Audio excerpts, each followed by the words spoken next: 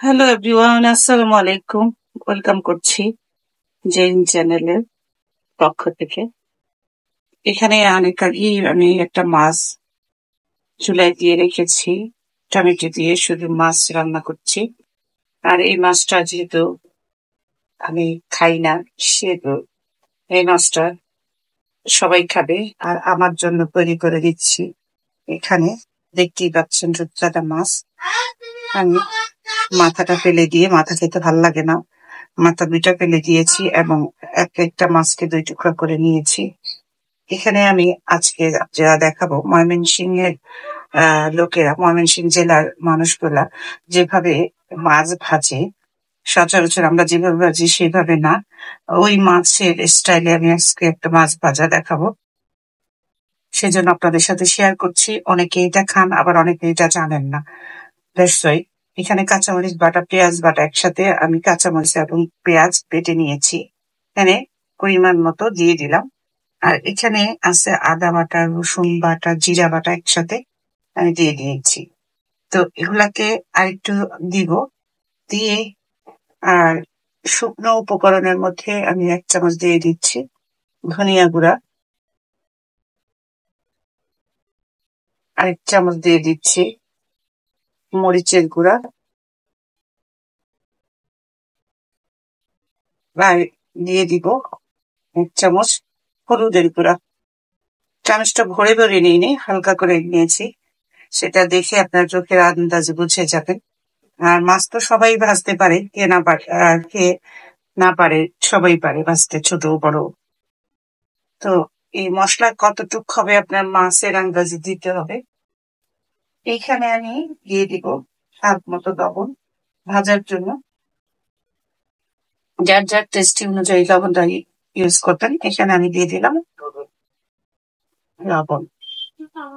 দিয়ে আমি ভালো করে এটাকে ম্যারিনেট করে দিলে 1 চিমটে লেবু দিয়ে দিব। এখানে আমি নিয়েছি 1 ফালি লেবু, সেটা আমি চিপে দিব লেবুর রসটা।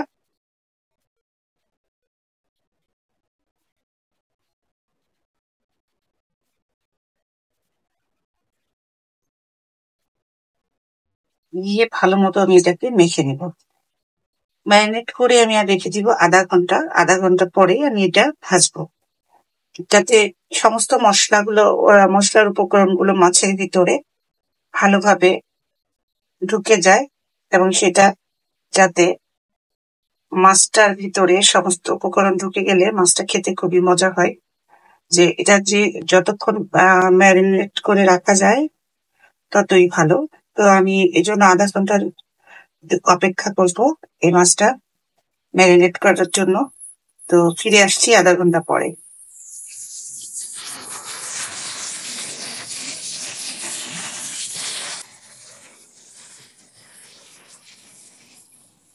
এখানে আমি চুলায় তেল দিয়ে দিলাম, আর এই যে আধা ঘন্টা আগে যে ম্যারিনেট করে মাছটা রেখেছিলাম সেটাও দিয়ে দিলাম।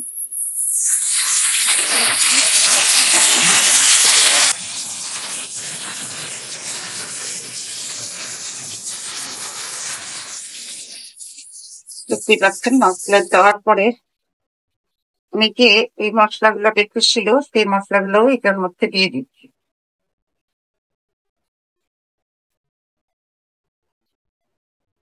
দিয়ে দিলাম,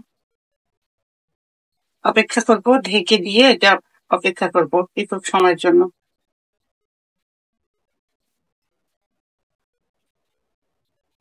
মাছটা আমি এখন উঠিয়ে দেখবো কেমন হয়েছে।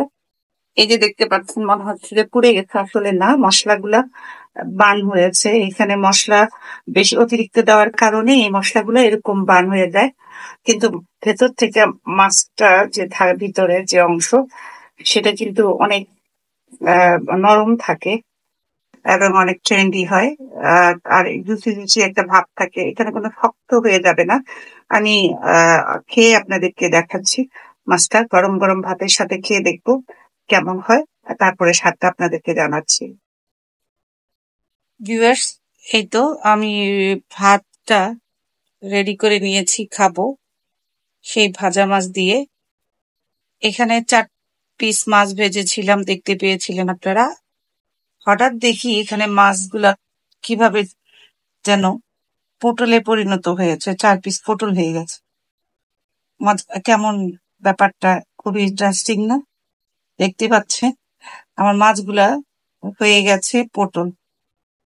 কি ভিউয়ার্স, এটাই তো ভাবছেন আপনারা, আসলে পটল আসলো কোত্থেকে? ভেজেছিলাম মাছ, আসলো পটল, সেটাই আর কি দেখার বিষয়। যাই হোক, একটু আপনাদের সাথে মজা করলাম। আমি অফ ক্যামেরাতে 4 পিস পটল ভেজে নিয়েছিলাম মাছের সাথে খাওয়ার জন্য। এই তো, here you go, my fry fish ready to serve. এখন এই যে দেখতে পাচ্ছেন 4 পিস মাছ, আসলে জাদুর মতো হয়েছিল মনে হচ্ছিল। আসলে না, আমি জাস্ট একটু আপনাদের সাথে দুষ্টামি করলাম যে মাছটা নিয়ে, যে 4 পিস মাছ ভেজেছি, আবার 4 পিস পটলও ভেজেছিলাম। তো যাই হোক, এখন আপনাদেরকে আমি এটা একটু ভেঙে দেখাবো এর ভেতরে কেমন সফটনেসটা। দেখতে মনে হচ্ছে যে খুব কড়া ভাজা, তাই না? আসলে ভাজা মাছটা দেখেন ভিতরে খুব সফট মাছটা। এই যে দেখেন, দেখতে এটা হচ্ছে অন্য প্রসেসের মাছ। এটা খুবই সফট এবং জুসি একটা ভাব। এটা একদম পুড়ে যায় নাই, শুধু মশলাটা পুড়ে ছিল, এই জন্য এমন দেখাচ্ছে। তো বিসমিল্লাহ, একটু খেয়ে দেখাচ্ছি আপনাদেরকে, বলছি আমি কেমন লাগছে। তো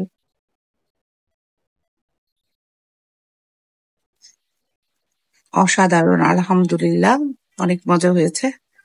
তো এভাবে খাবারটা শেষ করব। সবাই পাশে থাকবেন।